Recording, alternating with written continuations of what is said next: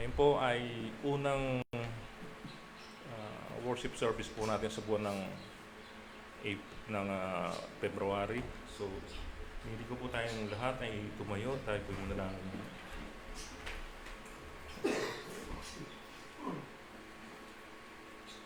Tayo po lahat ay manalangin. Aming Diyos na banal, katastasan sa lahat. Aming Diyos na dakila. Diyos na lumalang ng langit at ng lupa. Aming Panginoon na punong-puno ng awa at biyaya sa inyong mga anak. O Diyos, maraming salamat po at mayroon po kaming Diyos na tunay na nag-iingat po sa amin. Kayo po, Diyos, ay aming pinararangalan sapagkat karapat-dapat lang po, Panginoon, na kayo po ay purihin namin, bigyan ng parangal. Salamat o Diyos sapagkat may araw na naman na kami po ay muling makapanambahan. Panginoon, kami po ay lumalapit ng buong pagpapakumbaba. Humingi po sa inyo ng awa, ng pagpapatawad sa lahat ng nagagawa naming kasalanan, Panginoon. Sapagkat kami po, Panginoon Diyos, ay madalas hindi po nakasunod sa inyong kalooban. Kaya hiningi po namin, O Diyos, ng paglilinis, Panginoon. Linisin niyo po ang aming puso at isipan ng banal na dugo ng aming Panginoon Kristo. Upang sa ganun po, Panginoon, malaya po kaming makalapit sa trono ng inyong biyaya, Panginoon.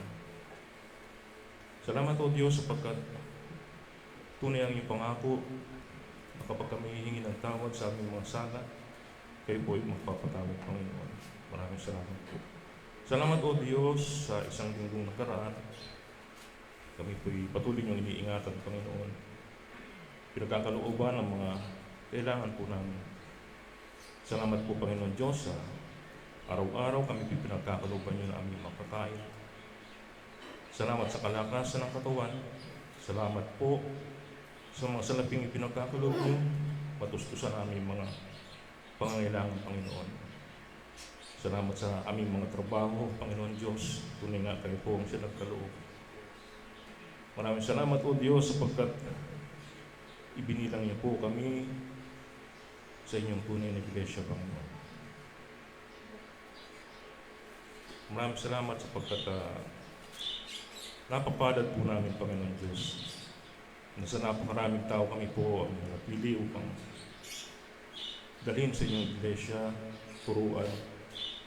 Dalangin po namin, O Diyos, na ang banal na Espiritu parati po siyang ibigay sa amin ng kaunawaan sa pag-aaral po namin ng salita, Panginoon.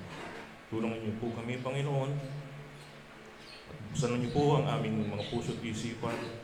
Bigyan niyo po kami ng liwanag sa pagtunghay ng iyong salita sa umagang ito. Maraming salamat, O Diyos, sapagkat tunay nga pong biyaya, Panginoon, ay sumasagana po sa amin. Dalangin po namin, O Diyos, umagang ito, bigyan niyo po kami ng pagpapalang espiritual na may papamuhay po namin. Dadala po namin sa pangaraw-araw po namin, O Diyos. Pagpalain niyo po ang pananambahan ngayong umaga at mamayang hapon, Panginoon. Dalangin po namin, O Diyos, ang aming mga awitin, kayo po ang siyang maitanghal, mabigyan ng papuri, at sa aming pong pagbibigay. Dalangin po namin, O Diyos, ito po yung maging isang karapat-dapat na sa aming pagbibigay po, maging kagamit-gamit sa gawain, Panginoon.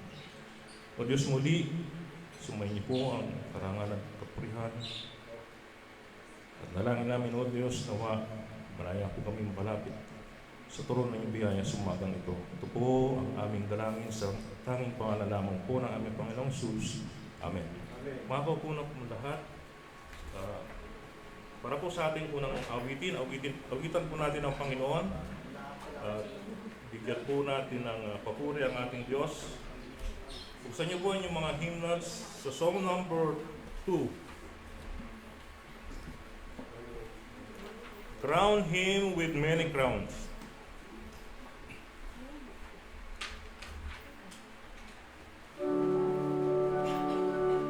Awitin po natin ang lahat ng stanzas. first stanza, sing.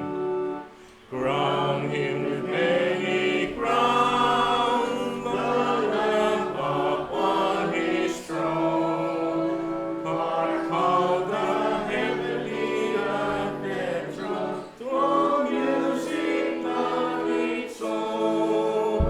Awake my soul and sing of him who died for thee, and hail him as thy matchless King through all eternity.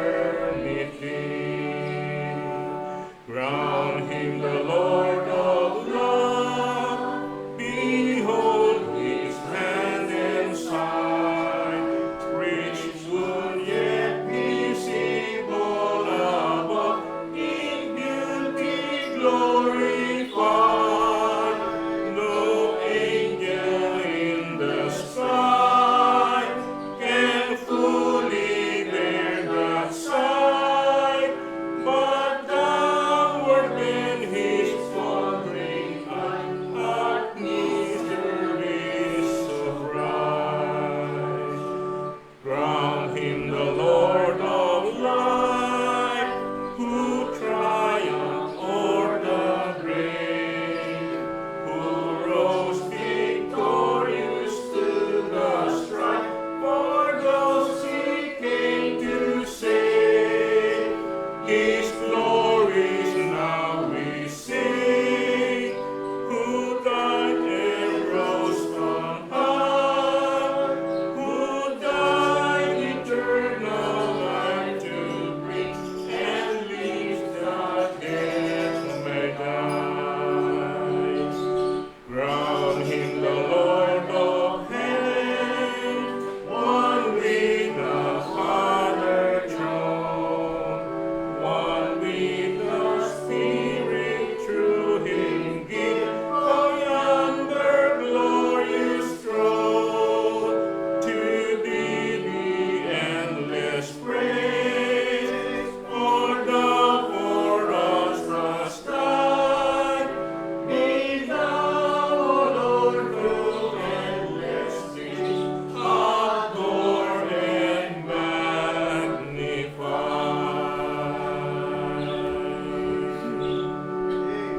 Amen. Isa pa pong awitin sa song number 330.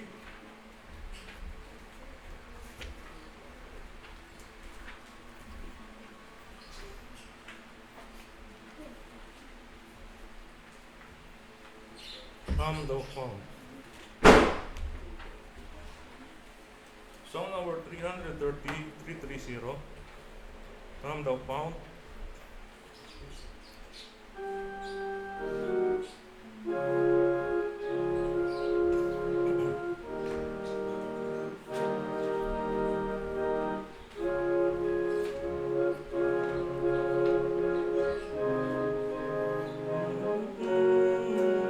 Come thou fount on the first stanza, sing.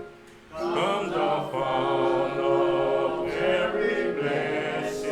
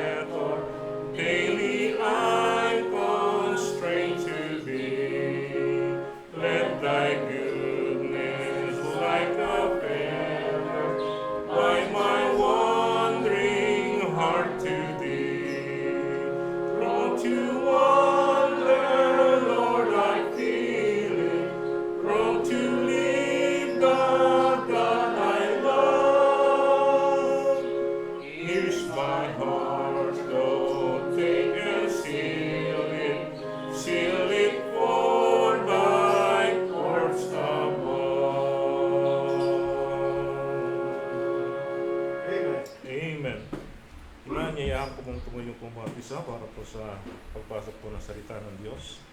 Gawin po natin si Brad Rogie.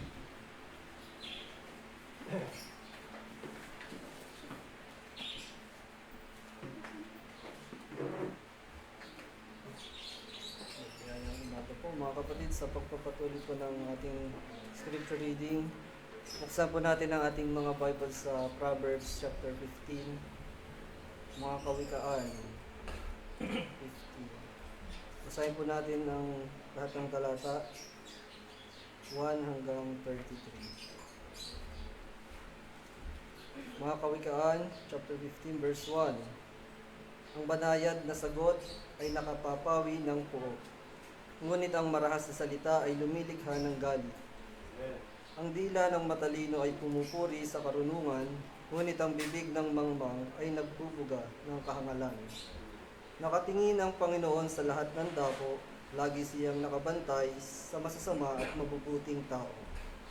Ang dilang naghahatid ng kagalingan ay punong kahoy ng buhay, ngunit dumudurog ng espiritu ang dilang mapanglinglang. Ang pagtutuwid ng kanyang ama ay tinatanggihan ng mangmang, ngunit ang nakikinig sa payo'y nagpapakita ng kahinahunan. Ang tahanan ng taong matuwid ay naglalaman ng maraming kayamanan, ngunit ang kinikita ng masama ay nagdudulot sa kanya ng kabuluhan. Ang mga labi ng marunong ay nagkakalat ng karunungan, di gayon ang puso ng mga mangmang. Kinasusuklaman ng Panginoon ang hain ng masasama, ngunit nalulugod siya sa dalangin ng mga matuwid.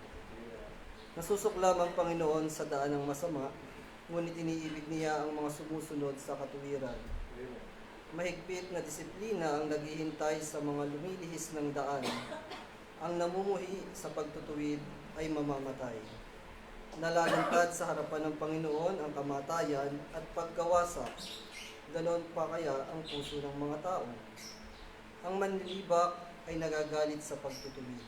Hindi siya sasangguni sa matalino.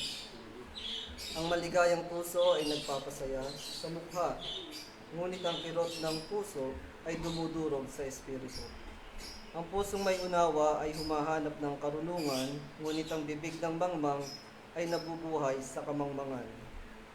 Ang inaapi ay kahabag-habag sa lahat ng araw, ngunit ang masayang puso ay patuloy na nagdiriwang. Mabuti pa ang kaunting kabuhayan, ngunit may takot sa Panginoon, kaysa malaking kayamanan na puno ng kabuluhan.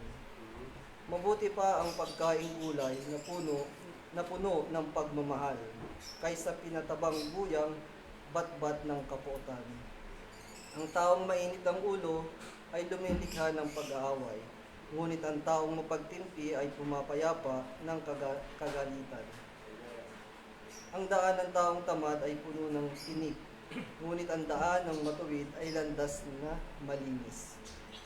Galak ang dulot sa ama ng matalinong anak, ngunit ang taong mangmang sa ina ay humahamak. Ang taong kulang ng pagpapasya ay nasisiyahan sa kamangmangan, ngunit ang taong may pangunawa ay nananatili sa tuwid na daan. Ang mga balak ay nabibigo dahil sa walang nagpapayo, ngunit ang magtatagumpay sila kung maraming tagapayo. Ang tao'y nakasusumpong ng kagalakan sa pagbibigay ng wastong sagot, at pagkabuti ng isang salitang binitawan sa panahong angkop. Para sa marunong, ang daan ng buhay ay pataas upang maglayo sa kanya sa paglusong sa hukay. Winawasak ng Panginoon ang bahay ng palalo, ngunit ang hanggahan ng baloy pinananatiling buo. Verse 26, pinasusuklaman ng Panginoon ang iniisip ng masama, ngunit nalulugod siya sa malinis na isipan. Naghahatid ng gulo sa sambahayan ang taong matakaw, ngunit siyang namumuhi sa mga suhol ay mabubuhay. Ang puso ng taong matuwid ay tumitimbang sa kanyang mga kasagutan, ngunit ang bibig ng masama ay nagbubuga ng kasamaan. Ang Panginoon ay malayo sa masasama, ngunit ang dalangin ng mga matuwid ay kanyang dinidinig. Ang masayang tingin ay nagdudulot ng kagalakan sa puso, at ang magandang balita ay nagdadala ng kalusugan sa mga buto.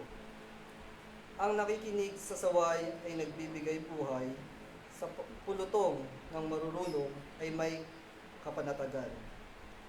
Ang nagwawalang bahala sa pagtutuwid sa sarili ay namumuhi, ngunit nagtatamo ng unawa ang nakikinig sa pagtutuwid. As verse 33, ang pagkatakot sa Panginoon ay nagtuturo ng karunungan, at unang dumarating ang kababaan bago ang karangalan. Wala ang pagbasa sa mga salita ng Panginoon. Dumako po tayo sa ating Rising of Peace.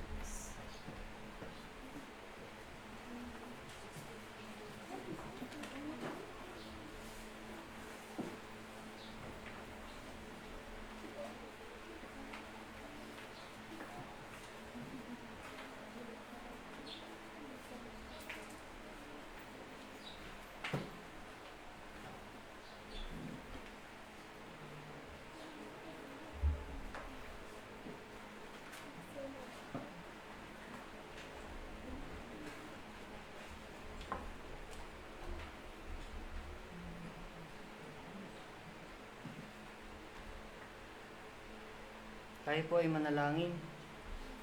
Panalangin ng paghahandog at pasasalamat.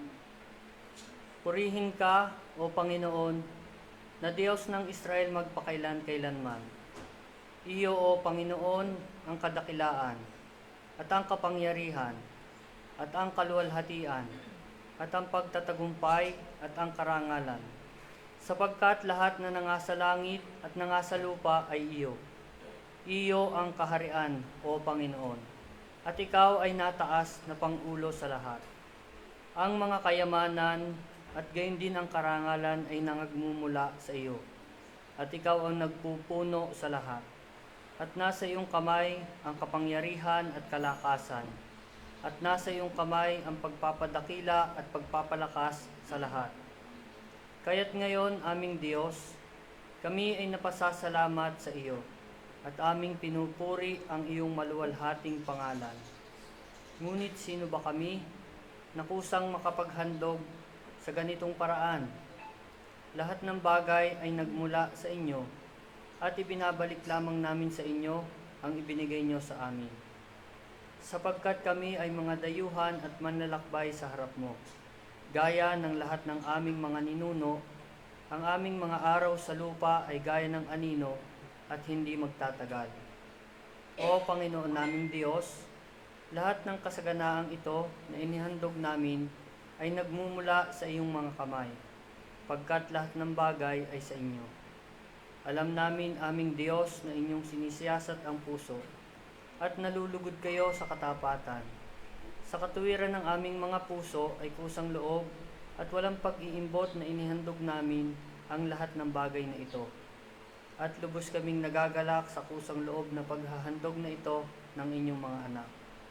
O Panginoon, Diyos ni na Abraham, Isaac at Israel, ang pagnanasa nawang ito ay panatilihin ninyo sa puso naming lahat, at manatili nawa kaming tapat sa inyo. Amen. Hango mula sa unang Kronika, Kabanata 29, talatang 10 hanggang 18.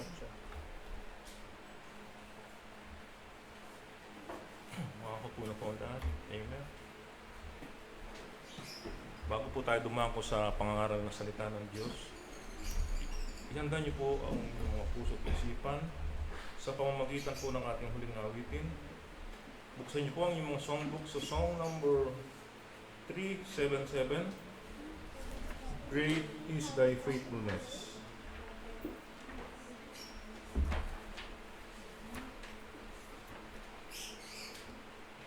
Great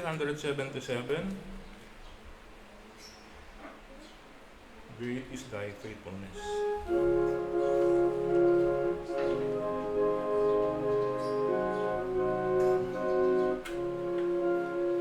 Great is Thy faithfulness. On the first stanza, sing. Great is Thy faithfulness, O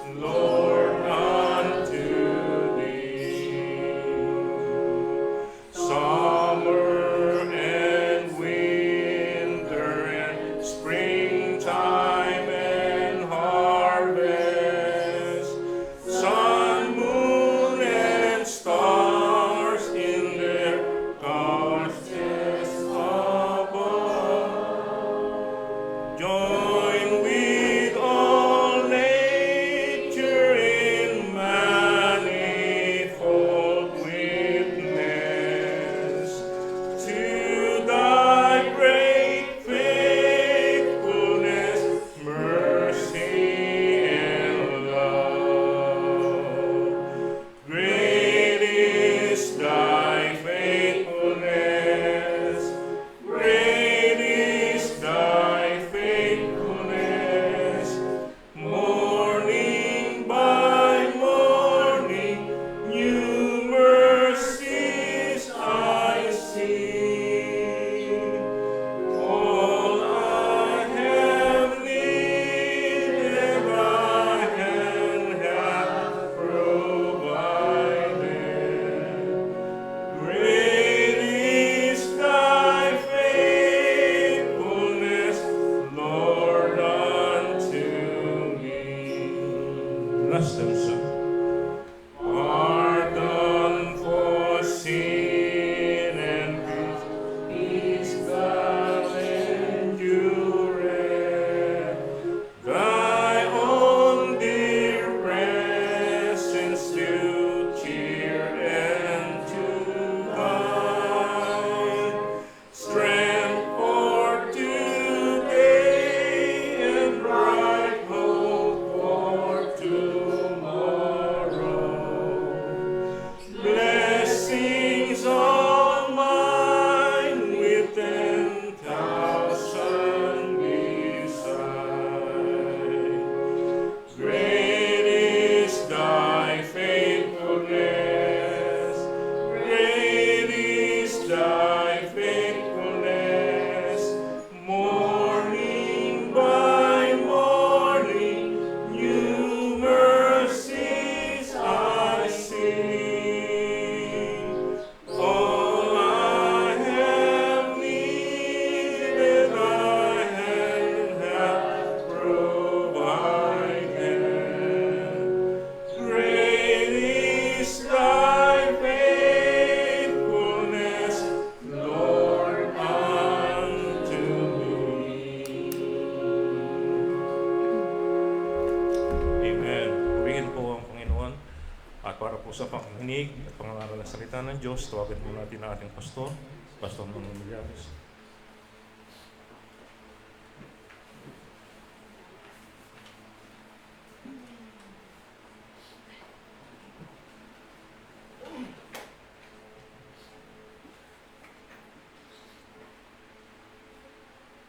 Mapagpala at mabiyayang umaga sa ating lahat.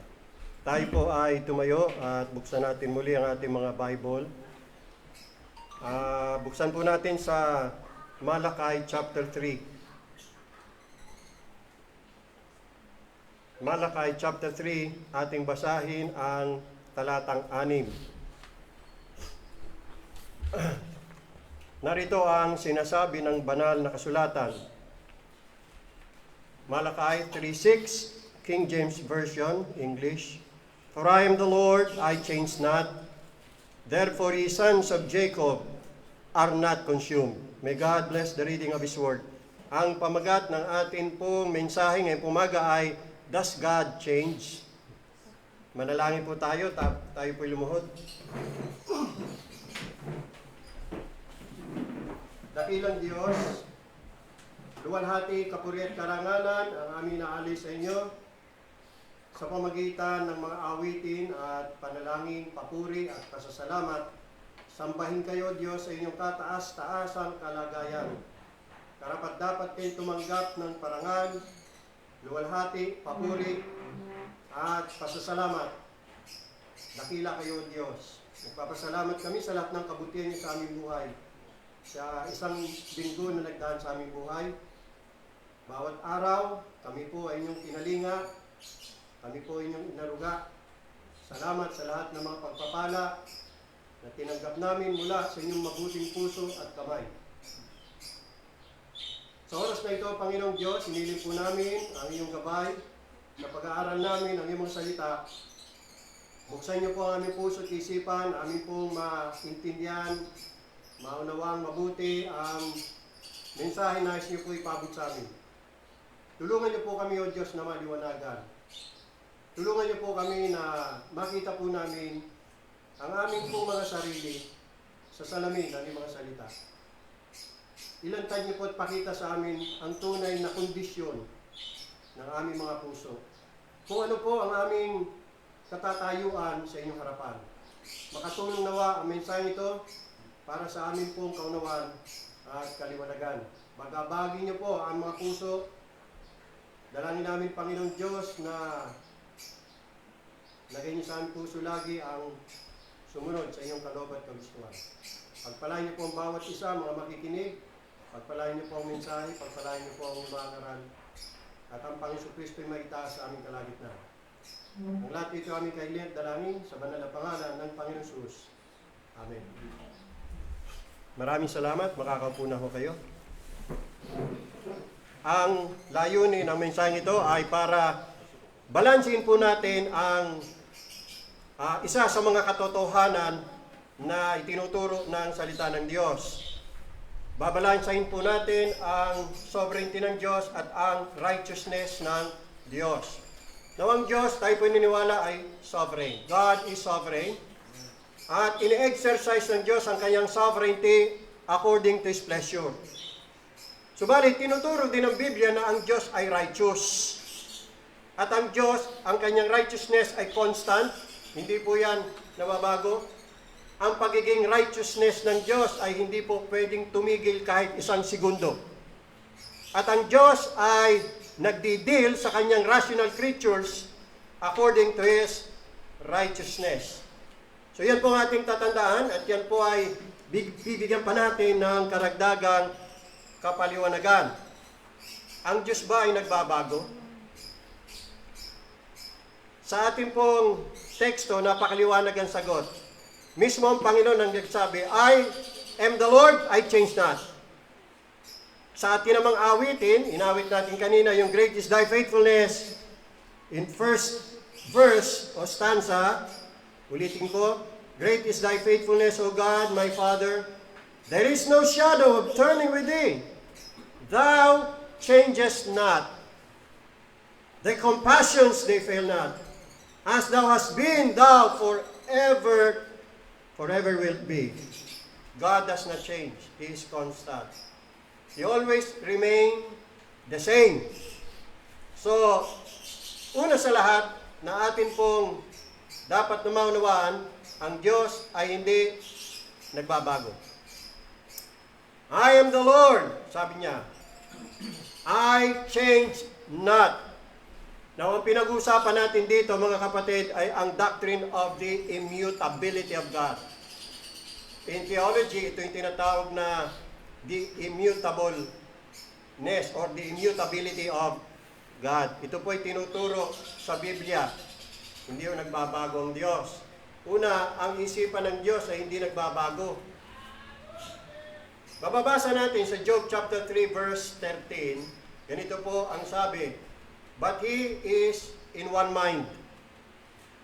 He is in one mind, referring to God. And who can turn Him? And what His soul desireth, even that He doeth. Ang Diyos po ay hindi katulad ng isang double-minded man. Sapagkat ang sabi ni James, a double-minded man is unstable in all his ways. James 1:8. But here, he is of one mind. Hindi siya bago-bago ng one mind lang. At hindi pa bago-bago ng pag-iisip. Yan po ang isa sa mga katangian ng Diyos. Hindi siya katulad ng tao na pabago-bago ang pag-iisip. Constant ang Diyos. Now, doon naman sa Numbers chapter 23 verse 19, puntahan po natin. In Numbers chapter 23 verse 19. Genesis, Exodus, Leviticus, Numbers.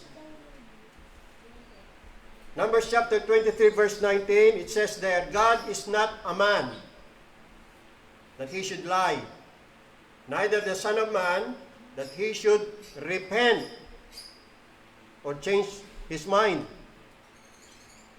Hath He said, and shall He not do it? Or hath He spoken, and shall He not make it good? Of course, pag sinabi niya, gagawin niya. In James chapter 1 verse 17, gaya na rin po ng inawit natin at malamang dito po ibinase o ibinata yung awiting thou changes not, thy compassions they fail not, sapagkat ang sabi ng James 1:17, there is no variableness, meaning there is no change, inconsistency. He is always the same, nor shadow of turning. There is no shadow of turning with thee. Diyan po binase yan, James 1:17, with the Father of lights. You see, God cannot change for the better, for He is already perfect. And being perfect, God cannot change for the worse. Yan ang dahilan kung bakit hindi yun nagbabago ang Diyos. Perfect na siya, ano pa ibabaguhin niya? At kung perfect na siya, hindi siya gagawa ng mali o malubha o worse. Pangalawa, hindi lamang pong isipan ng Diyos ay hindi nagbabago, kundi pati purpose ng Diyos. Hindi yun nagbabago. Buksan po natin sa Isaiah chapter 14. In Isaiah chapter 14 verse 24. Isaiah chapter 14. And I want you to read in verse number 24. Listen, the Lord of hosts hath sworn, saying, surely as I have thought, so shall it come to pass. And as I have purposed, so shall it stand. 27, for the Lord of hosts hath purposed, and who shall disannul it? And his hand is stretched out, and who shall turn it back? No changing. No alteration. What the Lord hath purposed, He shall surely do it. No need to change. Sapagkat perfect nga eh. Walang dahilan para baguhin ng Diyos. Kaya wala akong makapagpapataob sa layunin ng Diyos. At wala akong sino mang makapagkukontra o kaya'y makapaghahadlang sa anumang binalak ng Diyos sa kanyang puso. Mangyayari at mangyayari yan. Walang anumang puwersa sa mundong ito, maski sa kalawakan, ang makakapagpigil sa layunin ng Diyos. You see, God has already ordained. He has already determined and appointed in eternity past everything that comes to pass in time. Ang ibig sabihin niyan, mga kapatid, lahat ng nagaganap at nangyayari sa mundong ito, yan po ay nakapaloob sa purpose ng Diyos o yung tinatawag nating decree. Naka-decree na po yan eh. O nakatalaga. Wala hong anumang bagay na nangyayari sa mundong ito na labas sa decree ng Diyos o purpose ng Diyos. Lahat ng bagay na determined na ng Diyos. Ang tawag po ng mga taga-sindibutan dyan ay destiny. Destined. At ang Diyos o nagbalangkas ng lahat ng bagay na yan. Kaya isipin mo, itong katotohanan ito, i-apply mo sa buhay mo. Lahat ng nangyayari at mangyayari sa buhay mo, ay yan ay nasa katalagahan ng Diyos. Itinakda na, itinalaga na ng Diyos ang lahat ng mga bagay na nangyayari, mangyayari sa iyong buhay. Yan po ang katotohanan na itinuturo sa salita ng Diyos. At lahat ng bagay na kanyang dinetermine, everything that God has determined, it shall come to pass. It shall surely come to pass. Walang sasablay po dyan. At wala hong makahaharang at makapipigil dyan. Wala makakapagpataob sa purpose o plano ng Diyos. Ang eternal decree o purpose ng Diyos ay immutable, unchangeable, fixed. Ang naitalaga na sa batas ay naitalaga na, ang naisulat ay naisulat na. Ang bawat bagay na nangyayari sa mundong ito, tanda natin, ay ayon lamang sa katalagahan ng Diyos. At lahat ng yan ay kanyang ginagawa o kaya ginawa ayon sa kanyang kaluguran. at para sa kanyang kapurihan at kaluwalhatian. God never changes. Ang katotohanan ito ay isang glorious and awe-inspiring truth. He is eternally the same, yesterday, today, and forever. Habang ang mundo po ay umuugoy sa ilalim ng patuloy na pagbabago, habang ang mga tao po ay tumataas at bumabagsak na parang alon, at habang ang sangnilikha ay dumadaing at nabubulok, ang Diyos po ay nakatayo bilang isang hindi natitinag na bato na nakatataas sa lahat ng pagbabago. Hindi po siya saklaw ng anumang uri ng pagbabago. Siya ay above sa lahat ng mga pagbabago na nangyayari sa mundong ito. There is no shadow of turning with Him. Inawit natin kanina. Ang kanyang essence ay hindi nangangailangan ng improvement sapagkat siya po ay infinitely perfect. Ang kanyang knowledge ay hindi yung nangangailangan ng pagbabago o kaya ay paglago. At hindi kinakailangang mag-increase. Bakit? Sapagkat siya ay always God. Yung kanyang purposes, hindi rin po yan nangangailangan ng adjustment. Bakit? Sapagkat ang mga ito po ay nakadekri na in eternity past, na meron po yung katalinuhan na hindi nagkakamali at kapangyarihan pong walang limitasyon. Ang Diyos po ay all-powerful yan eh. He is the Almighty God. At anuman ang binabalak o anuman ang naisin ng kanyang puso, ayan ay kanyang magagawa. At bakit? Makapangyarihan nga siya. Wala akong imposible sa kanya. He is the Almighty God. Yeah. At hindi mabibigo ang kanyang mga binalak o pinlano sapagkat matalino siya. Gamit ang kanyang karunungan, sa Diyos wala hong kabiguan. God never fails. He does not fail. God does not evolve. He does not revise. He does not retreat. What He has purposed, He will accomplish. What He has promised, He will fulfill. What He has promised, gagawin ng Panginoon.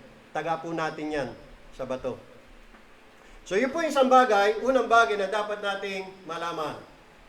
Ang Diyos hindi nagbabago. Huwag natin pagdudahan ng Diyos, ha? Na para bagang ngayon, okay siya, bukas, nag-iba na ang kanyang isipan. Hindi ko ganun ang Diyos. Kaya kung questionin natin ang Diyos sa kanyang karakter, sa kanyang integrity, masama po yun. No? Hindi ko siya nagbabago. He is the same yesterday, today, and forever. Pangalawang katotohanan na dapat nating maintindihan, ang governmental dealings ng Diyos ang nagbabago. Yeah. Yung governmental dealings ng Diyos, yung kanyang pakikitungo ang nagbabago. Hindi ang Diyos ang nagbabago. Ang nagbabago ay sitwasyon. At ang Diyos po ay kikilos ayon sa nangyaring sitwasyon. Now, sa puntong ito, ang particular aspects of truth na pinag-uusapan natin ngayon ay hindi divine decrees, kundi divine government o pamamahala o pangangasiwa ng Diyos. O yung tinatawag na divine dealings ng Diyos. So isa-isang tabi muna natin, yung ating sinabi kanina, yung decree, yung sovereignty ng Diyos. Mag-focus muna tayo dito sa pakikitungo o dealings ng Diyos. Ang Diyos po kasi, hindi lamang po siya sovereign. Ang Diyos din po ay righteous. Isa rin po yan sa mga attributes o karakter ng Diyos. Now, ano po ang pagkakaiba? Ang divine decrees, binubuo lamang ng exercise of God's sovereign will. The exercise of God's sovereign pleasure. Samantala, ang divine government may kinalaman sa discharge of our responsibility. Alright? Unang bagay na dapat nating maintindihan ay ito po mga kapatid. God deals with His rational creatures according to His righteousness. You see, the Bible teaches that God is a righteous God. In Psalm 11 verse 7, biblisan ko lang po ang pagbanggit. Ngayon, kung gusto niyo pong tingnan, sige po, tingnan niyo at your own pace. In Psalm 11 verse 7, it says, "Therefore the righteous Lord loves righteousness." Samantala, in Psalm 145 verse 17, Psalm 145 verse 17, it says that the Lord is righteous in all His ways. Kapag ka ang Diyos ay gumawa, walang kalikuan sa Kanya. Wala hong pagkakamali, wala hong injustices, wala hong unfairness. God is always fair. God is always just because the Lord is righteous in all His ways, meaning in all His dealings. Hindi yun ang aargabyado ang Diyos. Okay? Hindi po siya liko. Hindi katulad ng tao. Napakaliko. Unfair, unjust. Pero ang Panginoon hindi. Sa lahat ng kanyang governmental dealings, He is always just, fair, and righteous. In Psalm 97 verse 2, Psalm 97 verse 2, sabi po ron, righteousness and judgment are the habitation of His throne. Yan po ang Diyos.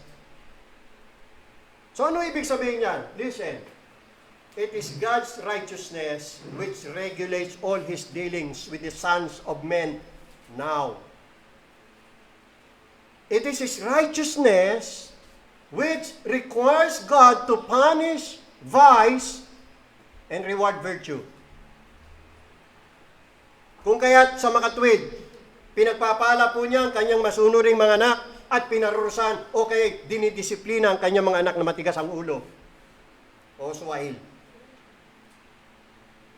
Sapagkat ang Panginoon ay matuwid. God deals with His rational creatures, lalo na sa kanyang mga anak, according to His righteousness.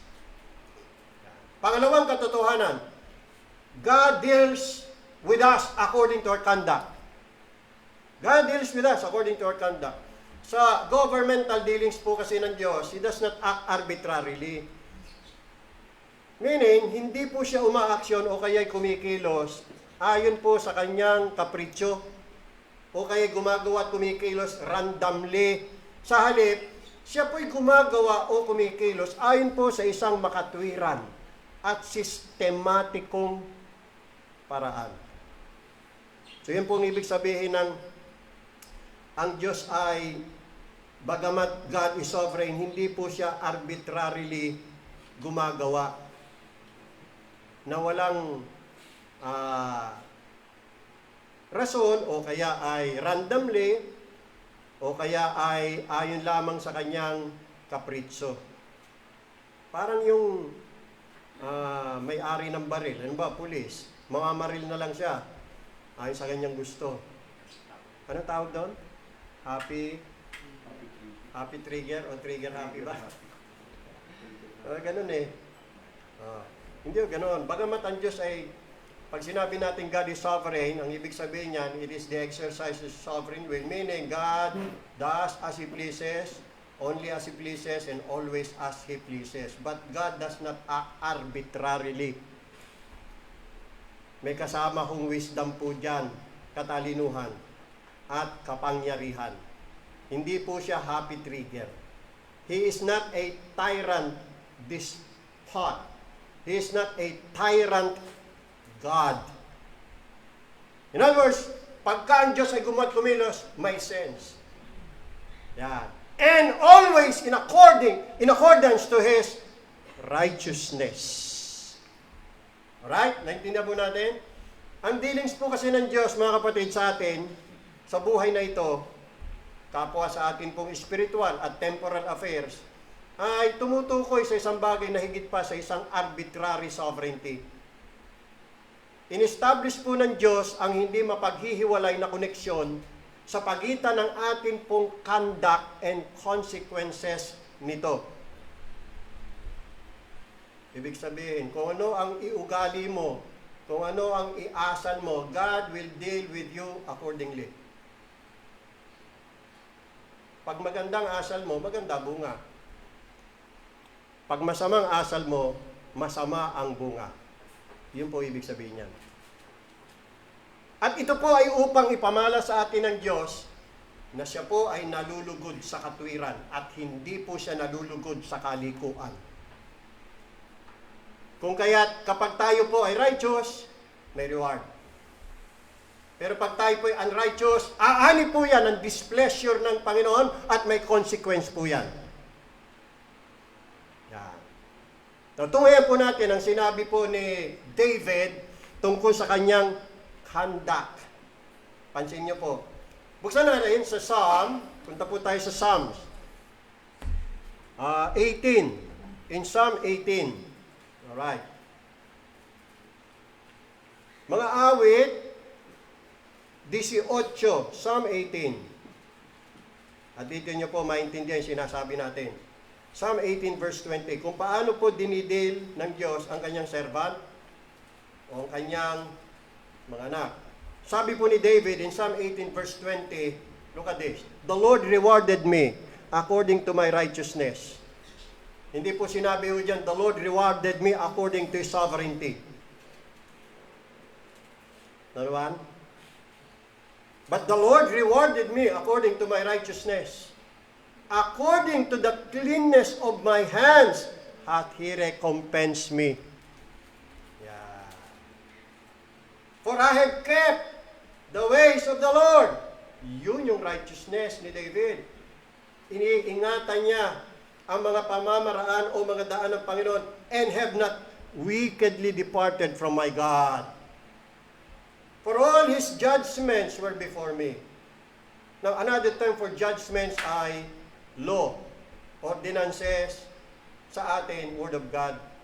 For all His judgments were before me, and I did not put away His statutes, another term for the law or the Word of God, and I did not put away His statutes from me. Look at the faithfulness of David pagdating sa kautusan, judgment, commandments, o salita ng Panginoon. He honored them. He showed respect. He obeyed them. And that's the reason why the Lord rewarded him according to his righteousness. You see that? Verse 23, I was also upright before him, and I kept myself from mine iniquity. 24, therefore, because of that, therefore, had the Lord recompensed me according to my righteousness, according to the cleanness of mine hands in His eyesight. With the merciful, look at this, with the merciful, thou wilt show yourself merciful. With an upright man, you will show yourself upright. With the pure, you will show yourself pure, and with the froward, you will show yourself froward. Last verse, for thou wilt save the afflicted people, but will bring down high looks. You see that? Tinrato po, dinil ng Panginoon si David according to his conduct. Magandang conduct ni David. Maganda pamumuhay niya, maganda asal niya. So, ang Diyos, dinil siya accordingly. Walang masamang tinapay kay David. Bakit? Lumalakad siya sa katwiran eh. Sumusunod siya sa Panginoon eh. Sa Panginoong matuwid din. So pagka ang Panginoong matuwid, dapat tayo maging matuwid din. Pag ang Diyos ay ayaw niya sa kalikuan, huwag din tayong gagawa ng kalikuan. Umayaw din tayo dyan. Kanina, ang ganda ng ating kung ninanamnam lang sana ho ninyo mga kapatid, ang mga salita ng Panginoon sa scripture reading natin. Ang ganda eh. Ang ganda ng mga sinabi. Proverbs chapter 16. 15. Ayan. Napuna ko eh. Balikan po natin yon, Proverbs 15. Di ba sabi doon, ang Panginoon ay nasusuklam sa mga gawain ng masama at nalulugod siya sa dalangin ng mga matuwid. Kita niya? Kasi nga ang Panginoon, matuwid. sa dalangin, sa mga panalangin ng mga matuwid. Kaya hindi lahat ng panalangin pinakikinggan ng Diyos. Kahit taimtim pa yan. Kahit may pagsusumamo pa yan. Kasi kung yung nananalangin ay hindi namumuhay sa katwiran, ay hindi siya pakikinggan ng Panginoon. Nakita nyo? Ganun ho yun. Tatratuhin ka ng Diyos, ididil ka ng Diyos ayon sa iyong conduct. Eh pag mali ginagawa mo, masama ka, tatratuhin ka ng Diyos ayon sa iyong kasamaan. Alam nga naman gantimpalaan ka pa. Alam nga naman pakinggan niya panalangin mo. Gumagawa ka na nga ng kalikuan, hindi ka sumusunod sa Panginoon. You see? Yun po yung pinaliliwanag natin. Napakaganda. Ilang beses po inulit po diyan. Balik-balikan niyo po yung mga kapatid. Pansin niyo yung mga salitang righteousness. Righteous. Kasi ang Proverbs po yan, yan ay contrast sa pagitan ng righteous at unrighteous. Sa pagitan ng wise at saka fools. Yeah. Sa pagitan ng mga upright and not upright.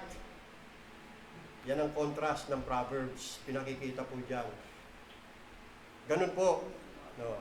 Now, nakita ho natin sa Psalm 18, yung righteousness ni David, namumuhay siya ng righteous life, so the Lord rewarded him according to his righteousness.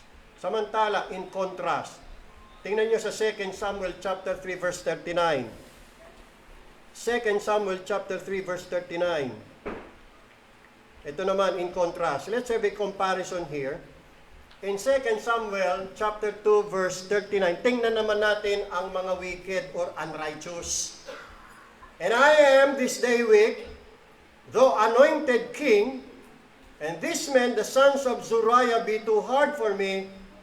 Notice this. The Lord shall reward the doer of evil according to his wickedness. You see? Gagantimpalaan ng Panginoon, or God will deal with evildoers ayon sa kanilang kasamaan. Yan ang contrast.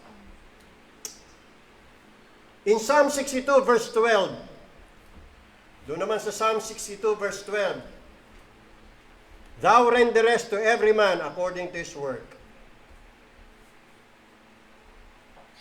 Psalm 62:12. Basahin ko yun sa Tagalog. Psalm 62:12.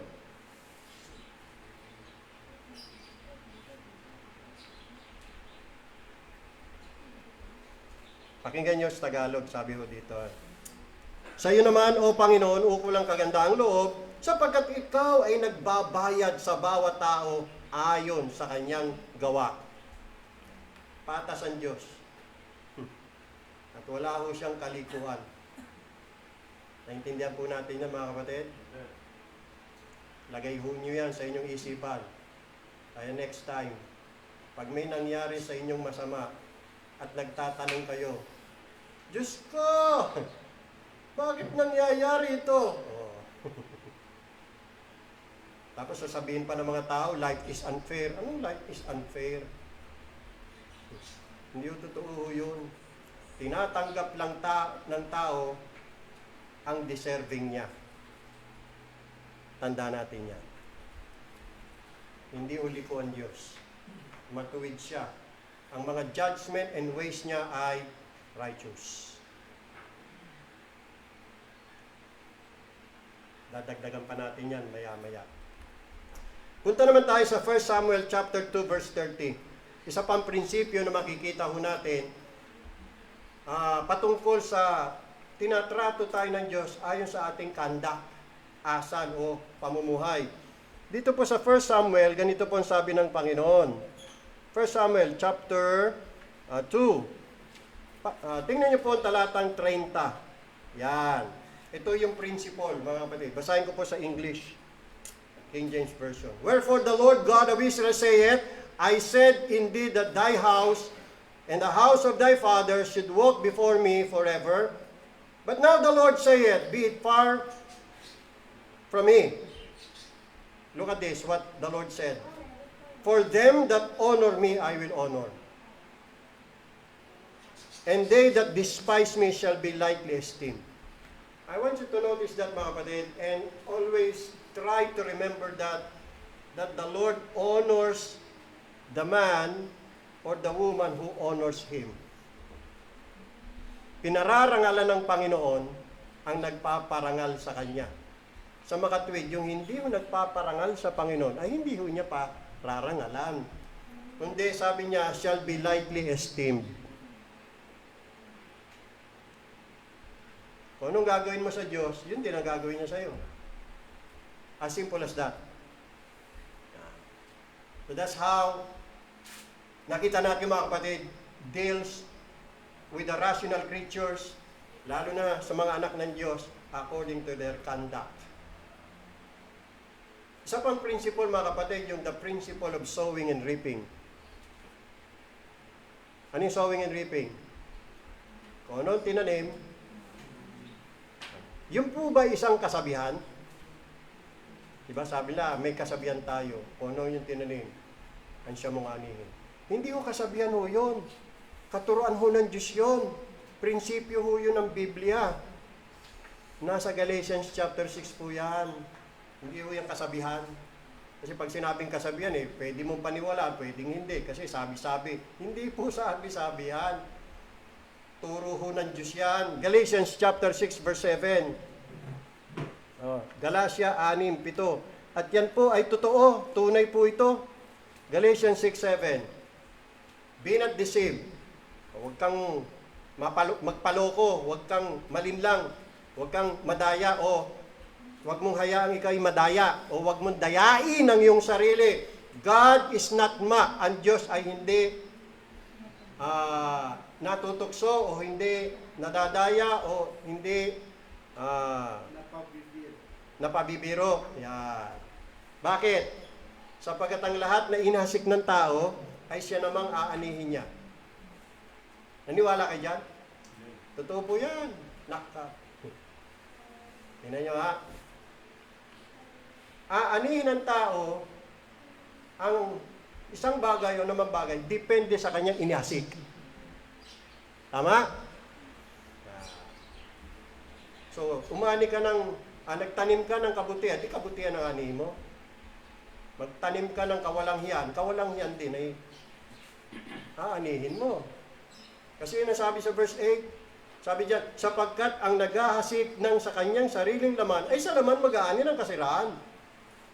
Datapwat ang naghahasik ng sa espiritu, ay sa espiritu mag-aani ng buhay na walang hanggan.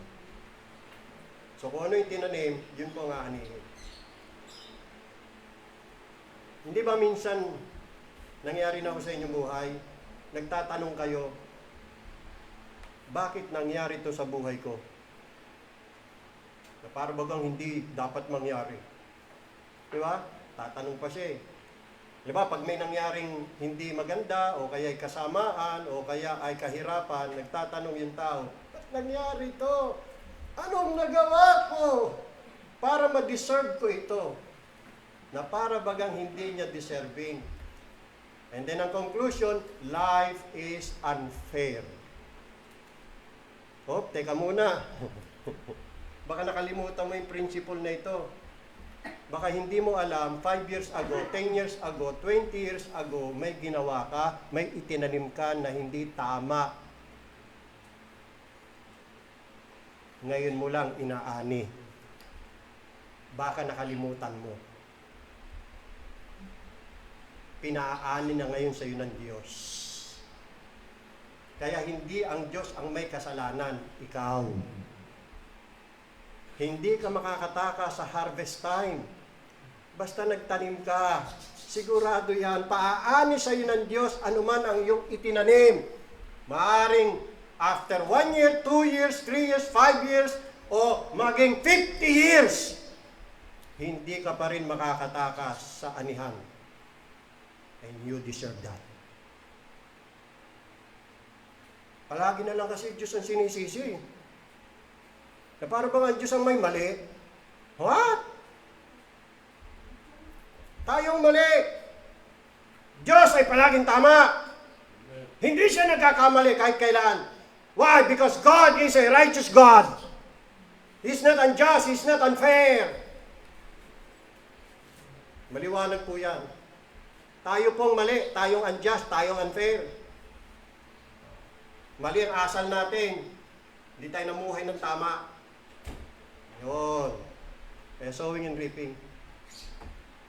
Karamihan sa atin po mga kahirapang dinaranas sa buhay, bunga lang po yan ng ating mga itinanim sa matagal na panahon. Ngayon lang pinaani ng Diyos. In His appointed time. Time for reaping. Maaaring nakalusot ka, nakakawala ka sa after 5 years o 10 years, walang nangyari. Kala mo yung ginawa mo tama, kala mo yung ginawa mo okay, pero hindi okay sa Diyos eh. O pagdating ng ika-30th year, ayan, anihin mo na. At tandaan natin mga kapatid, pag harvest time na, hindi tayo pwedeng tumakas dyan. Kailangan nating anihin, kailangan nating tiisin. Hindi ho tayo makakawala sa harvest, sa reaping. God will make it sure that what you have sown, you will reap. You will reap. Another principle mga kapatid sa dealing po ng Panginoon, nakakala natin ang Diyos ang nagbago. Hindi. Ang nagbago tayo. Ang nagbago yung sitwasyon ay the principle of following God's rules. The principle of following God's law. Dapat mahigpit at patuloy tayong kumilos ayon sa rules o tuntunin na binibigay sa atin ng Diyos upang tahakin natin. Kasi kung hindi ay tayo pong magdurusa sa mga kahinatnan. Nagbigay ang Diyos ng kanyang alituntunin, ng kanyang batas, ng kanyang mga kautusan. Dapat sundin po natin yan. Sabi nga ng Joshua 1:8, kay Joshua at sa mga Israelita, this book of the law shall not depart out of your mouth. Basahin nga po natin yung mga kapatid, para makita ho ninyo yung prinsipyo ho dito. In Joshua chapter 1 verse 8, ang aklat na ito ng kautusan, kaninong kautusan po yan? Kautusan ng Diyos yan ay binigay kay Moses at binigay naman ni Moses sa mga Israelita. Ang aklat na ito ng kautusan ay huwag mahihiwalay sa iyong bibig. Kundi yung pagbubulay-bulayan araw at gabi. Anong purpose? Upang iyong masunod na gawin ang ayon sa lahat na nakasulat dito, yung pala yun. Hindi para tumalino, hindi para maraming alam, hindi naman ginagawa yung alam. Hindi para makipagdebate at makipagdiskusyon sa theological debate, hindi. Ang purpose para gawin ang ayon sa lahat na nakasulat dito, Kaya dapat ang pamumuhay natin, siguraduhin natin ayon palagi sa salita ng Diyos. I-conform po natin mga kapatid ang ating puso, isipan, damdamin, kalooban sa mga utos ng Diyos. Conformity to the Word of God. Conformity to the Word of God. Let the Word of God regulate our conduct. Itong prinsipyo dapat natin, itong dapat na pamantayan ng ating buhay. Dito ho tayo susunod. Itong guide natin Ito yung standard ng ating pamumuhay. Hindi ko ano-ano mga sinasabi ng mga tao, o kung sinasabi ng sanlibutan, o kaya kung ano nababasa natin sa Facebook, na napakagulo. Napakagulo ng Facebook Hindi ko na malaman kung anong totoo doon, kung anong mali, kung anong tama, kung anong kasinungalinga, halo-halo na Nalilito na ako, misa, ayaw ko nang tumingin sa Facebook Gusto ko na nga tanggalin. Yan, install. Malilito ka lang sa mga pinagsasabi. Lahat ng area, larangan ng medisina, kalusugan, relihiyon. Hindi mo na malaman kung anong totoo Pati sa mga picture, pati sa mga video, puro AI. Hindi naman pala totoo. Para ma-save tayo mga kapatid, let's go to the Word of God. To the book of the law. Diyan, sigurado ka. Hindi ka mamamali diyan. Gagabayan ka niyan at dadalihin sa landas ng katwiran. Dadalhin ka niya sa tama. Sigurado yan. Walang duda diyan, walang alinlangan diyan. Kaya lang, alamin lang natin. Kaya nga dapat basahin at pagbulay-bulayan para malaman natin. Kasi pag ginawa natin yan, sabi dito, sapagkat kung magkagayoy iyong pagiging hawahin ang iyong lakad. Kita nyo consequence? Pag tama conduct, maganda consequence eh. At kung magkagayoy, magtatamo ka ng mabuting kawakasan. Taga natin sa bato yan. Sabi ng Diyos yan eh. Yan. Sumunod tayo sa mga utos ng Diyos. Gaya ng sinabi niya sa mga Israelita. Basahin po natin ang Deuteronomy chapter 11. Deuteronomy chapter 11. Tingnan po natin talatang 26. Ito po yung contrast between God's blessings and God's curse. Sino sa atin dito gusto sumpa ng Diyos? Wala, di ba? Wala tayo gusto puro blessing eh. Kaya lang, may kondisyon. Yan. Sabi sa verse 26, narito, inilalagay ko sa harap ninyo sa araw na ito ang pagpapala at ang sumpa. Yan ha. Sa mga gustong malaman, paano ba ako pagpapalain ng Diyos? Paano ko ba ma-enjoy yung pagpapala? Ito, ang pagpapala kung iyong didinggin ang mga utos ng Panginoon ninyong Diyos na aking iniutos sa inyo sa araw na ito. Yan. Maliwanag. Sumunod tayo sa Diyos. May blessing. Pag hindi tayo sumunod, sumpa. Verse 28. At ang sumpa, kung hindi ninyo didinggin ang mga utos ng Panginoon yung Diyos, kundi kayo lilihis sa daan na aking iniutos sa inyo sa araw na ito upang sumunod sa ibang mga Diyos na hindi ninyo nakikilala. O sige, huwag tayo sumunod sa Panginoon. Tingnan natin kung ano mangyayari. You see? Yeah. Di ba? May pangako po ang Panginoon eh. Sa Psalm 84:11 na no good thing will He withhold from them who walk uprightly. Basahin nga natin yung mga kapatid. Psalm 84 verse 11. Hindi yung madamot ang Diyos. Gusto nga ng Diyos, bumuti tayo eh. Tama?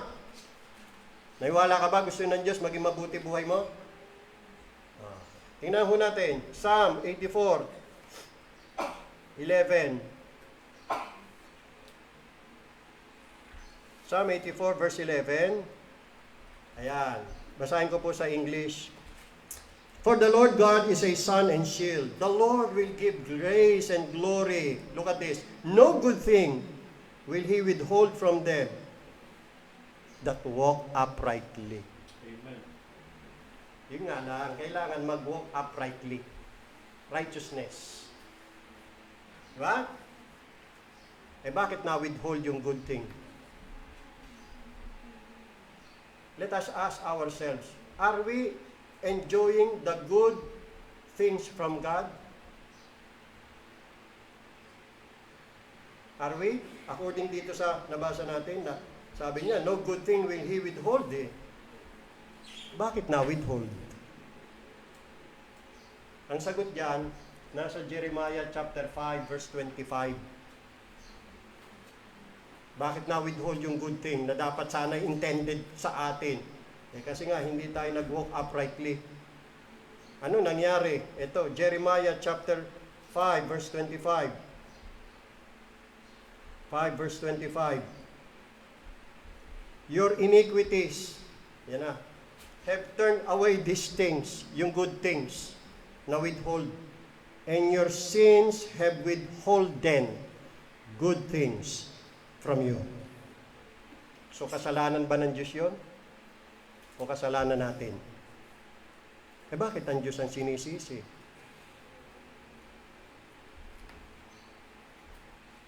Napakawalang hiya talaga ng tao, no? Hangal. Kung hindi pa natin naintindihan na mga tao ay hangal, kasama na ho tayo doon. Ayan. Ang lakas ng, ang kapal ng ating mga muka para sisihin at sumbatan ng Diyos sa mga kapalpakan, kabiguan, sabi nila kamalasan, nangyayari sa kanilang buhay o sa ating buhay. Kapal ng mukha. So ngayon, pinaliliwanag na sa atin ng Diyos. Kaya na withhold yung good things from us because of our iniquities. Mga pagsalangsang natin. Mga pagsuway. Matigas kasi ang ating mga ulo. Hindi tayo sumusunod sa book of the law. Hindi natin ginagawang lahat na nakasulat doon. So ang resulta, na-miss natin yung best na dapat ibibigay sa atin ng Diyos. We greatly missed it. Yan ho yun. Another point na nais ko pakita sa inyo, Lamentation chapter 3 verse 33. Lamentation chapter 3 verse 33. God does not afflict willingly. You see that? He does not afflict willingly nor grieve the children of men, only as we give Him reason to do it. Only as we give Him occasion to do it. Tagalog, sabi po dito, sapagkat siya'y hindi kusang dumadalamhati o nagpapanglaw man sa mga anak ng mga tao. Eh kaya lang naman tayo dinalamhati ng Panginoon kasi binigyan natin siya ng dahilan para tayo'y papagdalamhatiin niya at bigyan ng kapanglawan sa buhay. Ano po natin? Bagamat tayo po'y kanyang minamahal na mga anak, ay hindi po niya kukonsintihin ang ating pong pagkaligaw, kundi pananatiliin po niya ang karangalan ng kanyang sambahayan o bahay at ipatutupad ang mga prinsipyo ng kanyang righteous government. God is the head of the home. He is the head of His home. At lahat ng kanyang mga anak, kinakailangan magpailalim sa kanyang gobyerno o pamamahala. At ang sino mang susuway, tatratuhin ng Diyos ay sa kanyang pagsuway. Kung tayo po ay matigas ang ulo, siyempre, dadalawin niya ng pamalong ating mga pagsalangsang at ang mga hampas ang ating kasamaan. Kung susundin natin po ang landas ng atin pong sariling kagustuhan, kung atin pong pagbibigyan ang kasiyahan ng ating mga sarili, kung gayon ipatutuklas sa atin ng Panginoon na ang daan ng mga mananalangsang ay mahirap. Basahin natin yun, napakaganda ng sinabi doon sa Proverbs chapter 13. At tandaan natin to mga kapatid. Sapagkat ito ang nag-explain kung bakit para bagang ang lahat ng nangyayari sa ating buhay parang napakahirap. Bakit po? Ito po ang sagot. Proverbs 13 verse 15. Ang mabuting kaunawaan ay nagbibigay lingap, ngunit ang lakad ng mananalangsang ay mahirap. You see? English, the way of transgressors is hard. Why is everything? Halos lahat na lang. Halos bawat bagay sa ating buhay napakahirap. Kasi may transgression tayo eh. Mamaya babalikan ko yan. Ngayon, batay dito sa ating pinag-uusapan, nakita natin mga kapatid, ang Diyos hindi nagbabago. Ang nagbabago yung dealing niya sa atin kasi tayo yung nagbabago eh.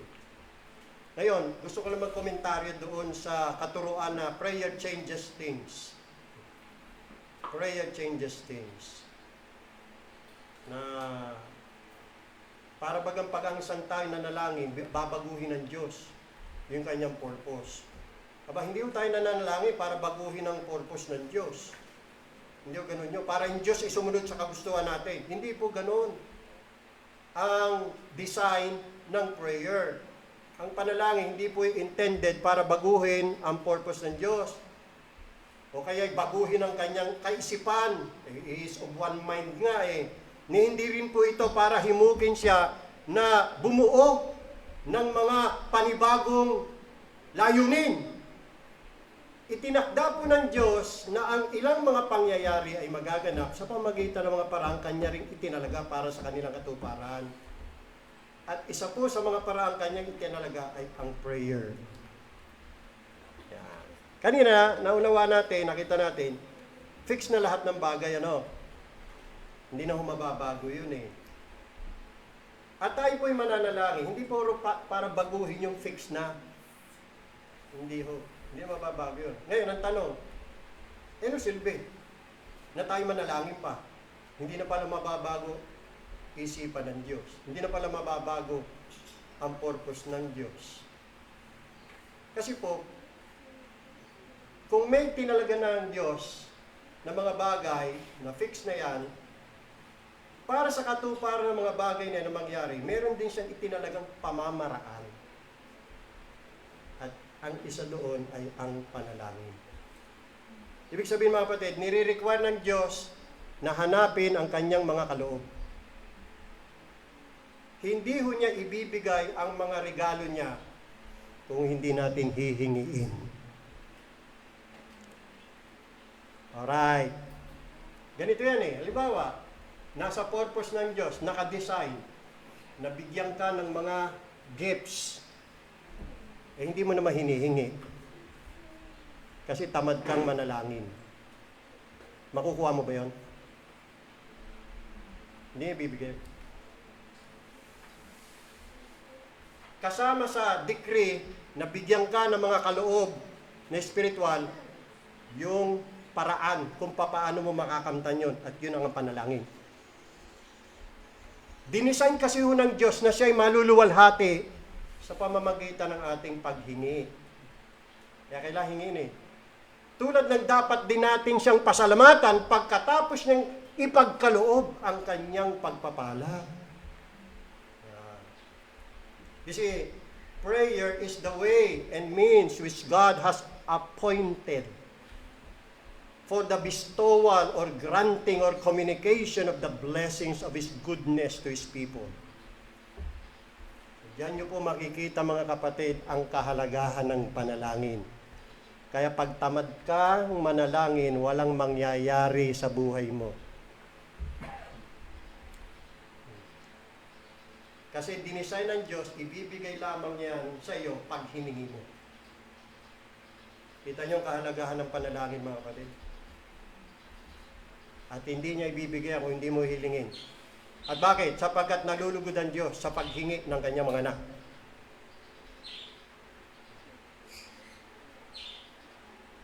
So ngayon, magsisipag na ho ba tayo?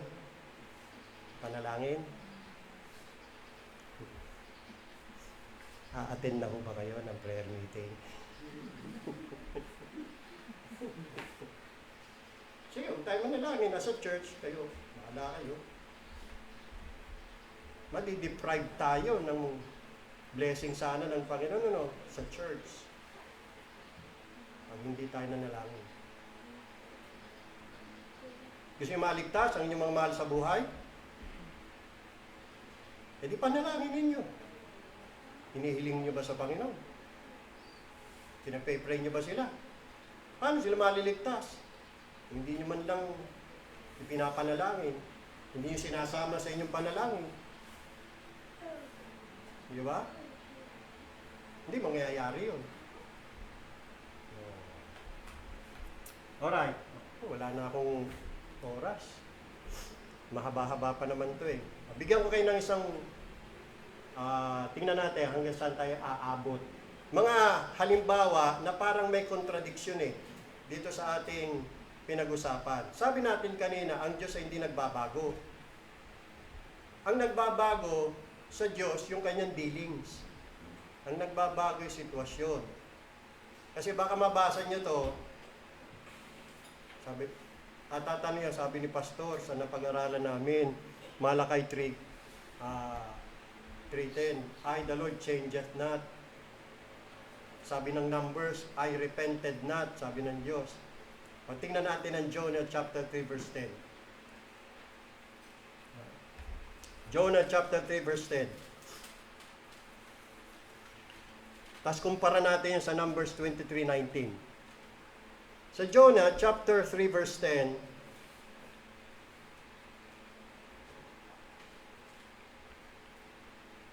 Jonah, alam niyo yung storya nito? Inutusan si Jonah, propeta ng Panginoon, pumunta sa Ninive. Ang Ninive, capital city ng Syria o Assyria. Dahil nakita ng Panginoon kasamaan ng mga tao doon. At gusto ng Diyos na sila magagsisi dahil pag hindi, lilipulin sila ng Diyos. Bakit? Sapagkat ang Diyos ay righteous. Ayaw niya ng unrighteousness. So sila ay hahatulan ng Diyos. Pero ang Diyos po ay merciful, gracious. Bago siya magparusa,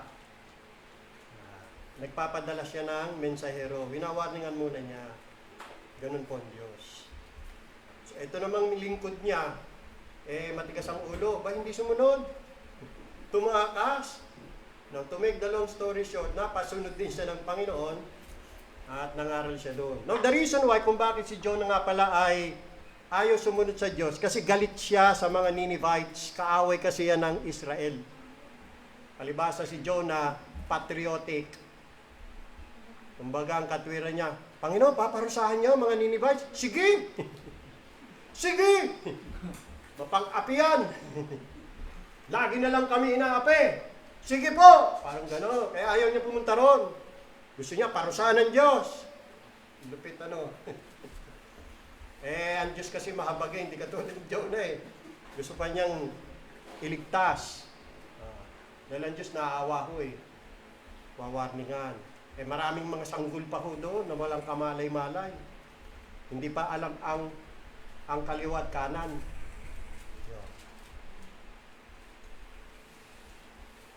So to make the long story short, nagpunta pa rin si Jonah.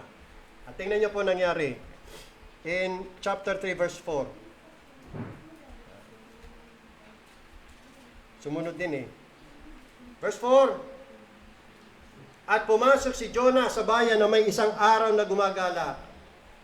At siya'y sumigaw at nagsasabi, 4 araw pa at ang Ninive ay mawawasak. Yan ang warning. Babala. Ito yung napakabuti ng Diyos. Nagbibigay muna siya ng warning bago niya isagawa ang judgment.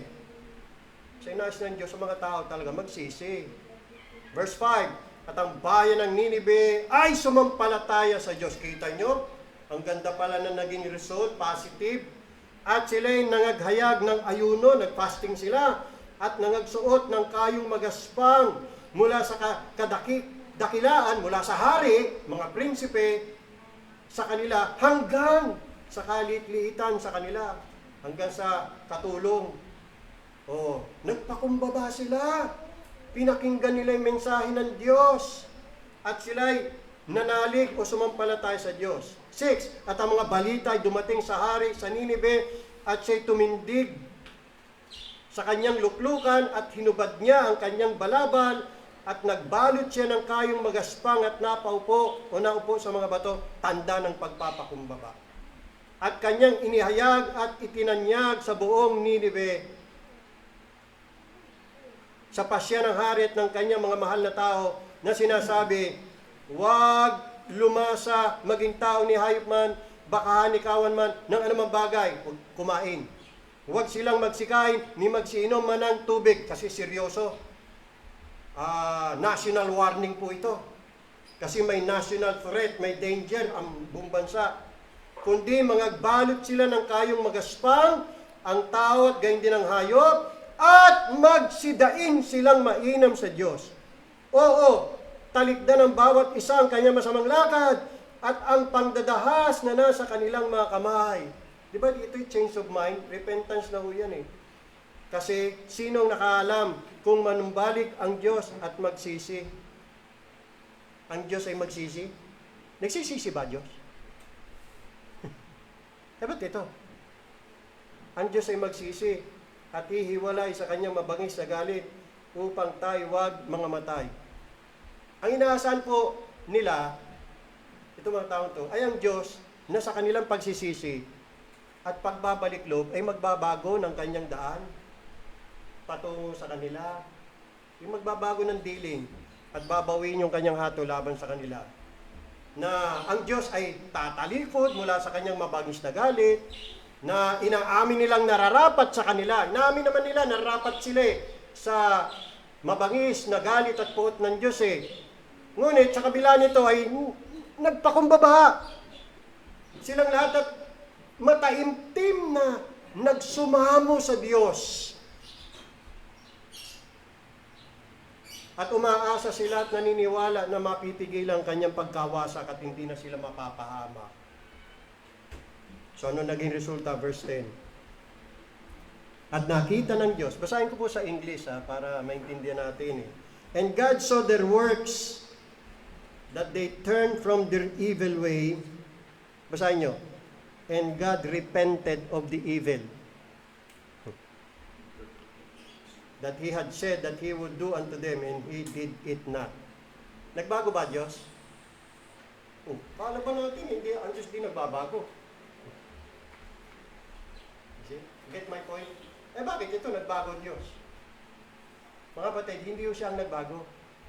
Ang nagbago po sitwasyon. Yung mga tao po.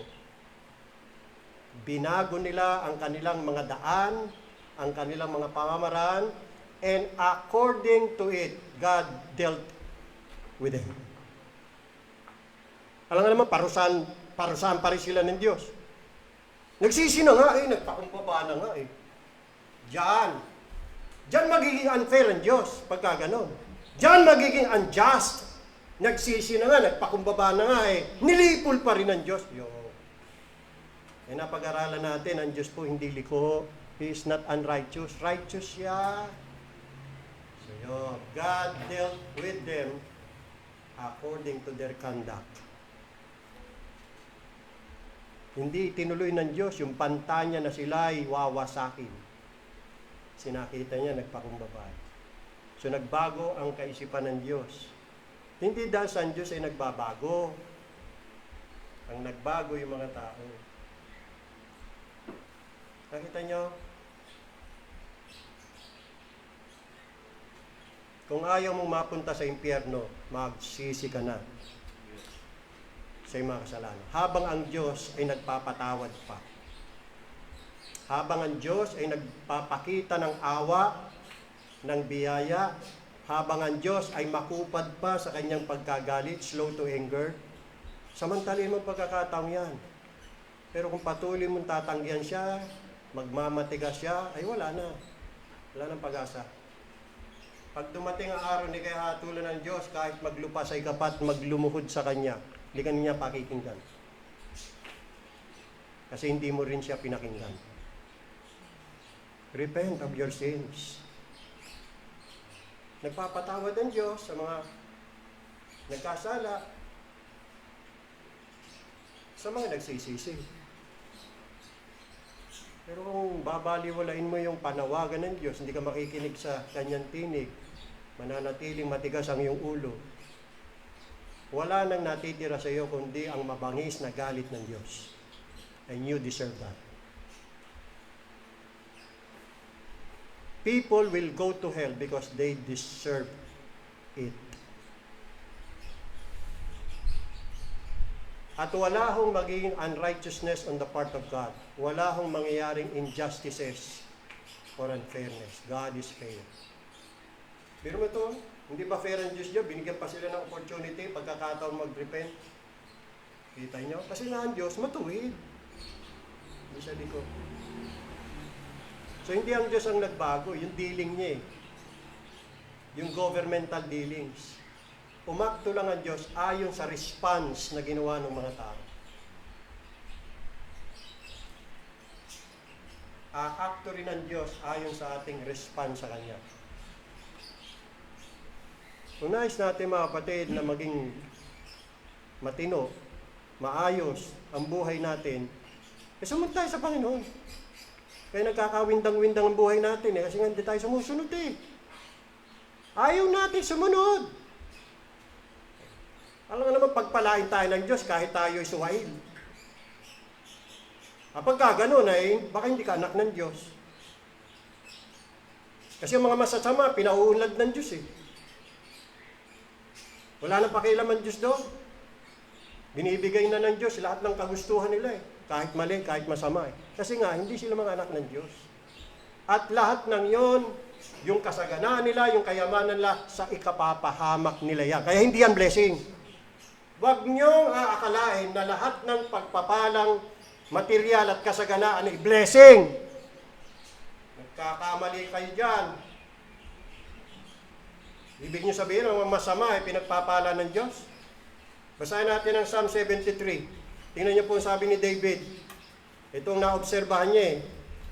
Psalm 73.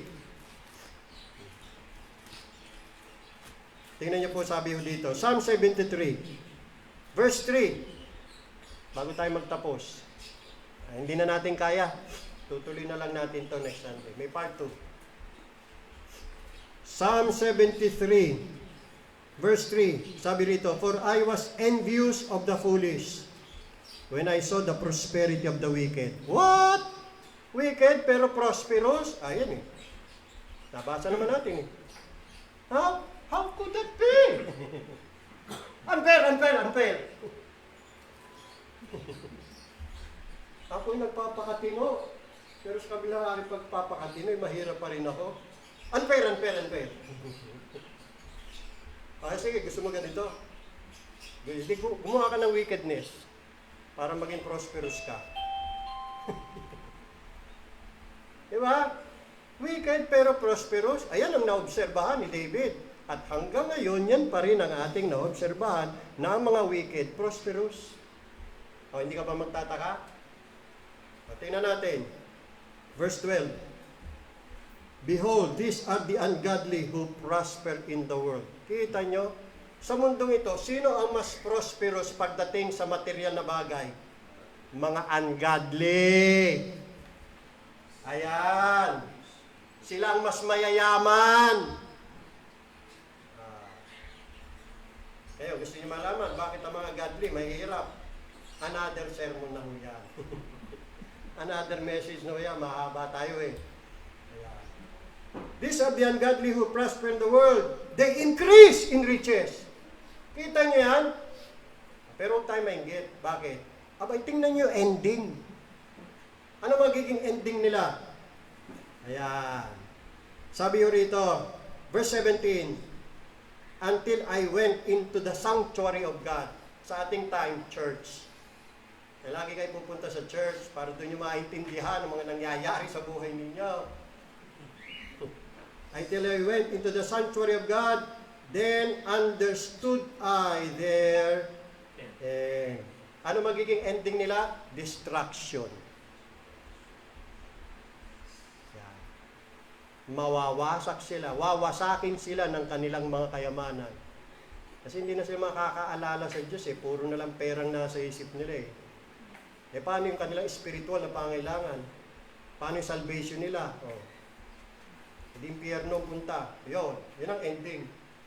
Sa makatwid, di bali ng mahirap, mayaman naman sa spiritual na bagay. At di ba yung church, yung Sardis at saka yung Laodicea, mahirap nga yung Sardis church, pero mayaman naman sila sa spiritual. Yung Laodicea, mayaman sa pera, material, dukha naman at bulag. Kaaba-aba pagdating sa mga bagay ng spiritual. Wala silang mga kayamanan ng langit. Puro lang sila kayamanan dito sa lupa. Pag namatay, nadadala ba nila sa hukay? Iiwan din naman nila yun eh. Kita nyo, di ba ang pakinabang?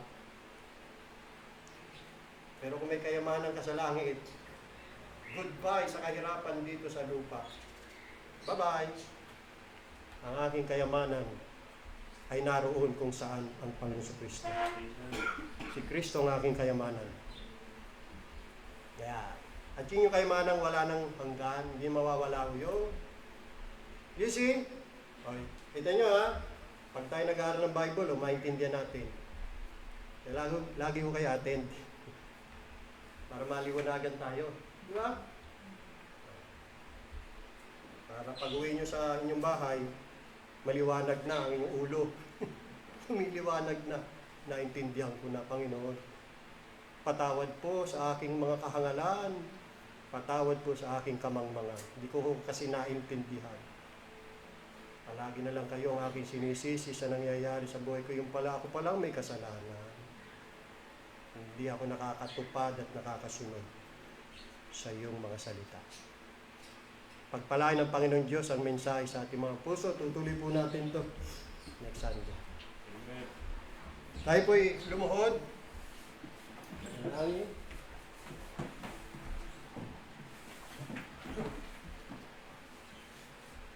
Dakila namin Diyos, banal at kataas-taasan sa lahat. Salamat po sa iyong mga salita. Ang pinayag sa amin. Napakaganda ng iyong aral. Napakaganda ng iyong katuruan. Napakapalad namin, Panginoong Diyos, na ang mga bagay nito ipinaliliwanag niyo po at ipinahayag sa amin. Tunay nga po, Panginoong Diyos, na ang iyong mga salita ay mapapakinabangan. At patuloy nawa kaming makinabang sa mga aral ninyo. Marami pa kaming hindi naintindihan at nalalaman, kaya patuloy kaming turuan. At kami naman ay maging teachable, maging bukas sa mga paalala, aral, katuruan ninyo. Patuloy paunawa sa amin ang kahulugan ng iyong mga kautusan, ng iyong kalooban, ng iyong mga judgment, ng iyong mga dealing sa aming buhay araw-araw. Huwag kaming maging mga mangmang na hindi nakakaunawa. Tulungan niyo po kami. At maiayon po namin ang aming mga lakad. Maiayon po namin ang aming mga pamumuhay sa iyong mga salita. Dalangin po namin, Panginoong Diyos, makatupad kami sa aming mga tungkulin. Magampanan namin ang aming tungkulin sa inyo, Panginoong Diyos. Maging masigasig kami. Tulungan niyo, nawa niyo kami. Mapawi ang aming mga katamaran, ang aming mga pagsasawalang tibo, at ang aming pong carelessness, Panginoong Diyos. Stir up niyo po ang aming mga espiritu. Pasiglahin niyo po kami sa mga bagay na espiritual. At ang mga salita niyo po, patuloy na magiging gabay namin sa landas ng aming buhay dito sa lupa. Upang ma-enjoy namin ang iyong blessing sa amin, both spiritual and temporal. Pagka kami ay sumunod lamang sa iyong kalooban at mga utos. Pagpalain ang mga buhay, kaawaan niyo ang aming sambahayan, itama niyo kami, may correct ang aming mga pamilya sa mga bagay na hindi namin nagagawa. Panalangin namin, Panginoong Diyos, na tulungan yung mga anak namin na sila'y maliwanagan din, mabuksan. Pinapanalangin namin ang salvation nila. Maawa kayo sa kanila. Ganun din ang pamilya ng mga kapatid, yung mga asawa nila, mga magulang nila, mga kapatid nila. Sana'y sila rin habagan nyo at buksan. Makilala nila ang iyong anak na si Yesu Cristo, na siyang tanging Panginoon at tagapagligtas. Gabayin niyo po kami, ingatan, ihadyak sa namang disgrasya at kapamakan, at pagpalain ang mga buhay. Lagi kayong maawa sa amin, gawin niyo sa amin, Panginoon, ang hindi namin kayang gawin sa aming mga sarili. Tulungan niyo po kami.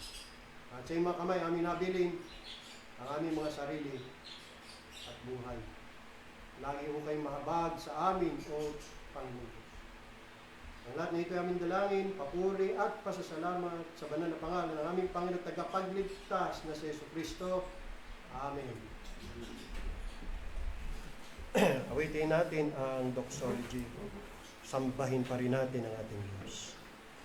Praise God from whom all blessings flow. Praise Him, all creatures here below. Praise Him above, ye heavenly host. Praise Father, Son, and Holy Ghost. Amen. Amen. Amen.